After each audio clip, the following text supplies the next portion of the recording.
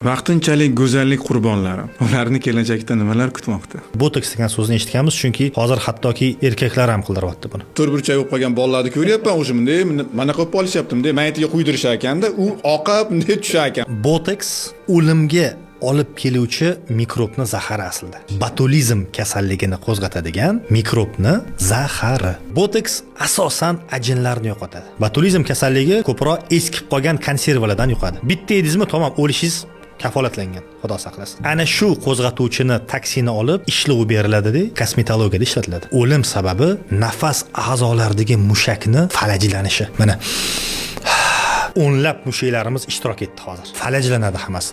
Nafas ola olmay o'ladi. Tushuntiryapman bu toksinni ta'sirini. Kosmetologiyadagi ta'siri nima? Ajinni yo'qotishga qildi, deylik, peshanaga qildi. Haligi mushaklar falajlanishi hisobiga taranglashadi bet. Chiziq tushyapti. Bu Allohning yaratib qo'ygani. Chunki teri shunga mos egilish kerak. Ukol ta'sirida qimillaganni ham tekis turaveradi-da bu devorga o'xshab. Ukol mushakni ma'lum bir oylarga falajlab qo'yadi. Jim turar ekanda, deymiz, chiroyli bola bo'lib. 6 oydan keyin qildirmasa nima bo'ladi, bilasizmi? Ashet oqib tushamindi. Yashay. Muzlatilgan go'shtni bu yoqqa qo'ysangiz, shilvillab qoladimi? Ichidagi mushak oqib tushadi. Qani qilmaysanmi keyingi kuchliroq dozani deydi. Kuchliroqni qiladi, yana tarallashadi. Bitta botoks qildirgan odam umrbod shunga mahkum.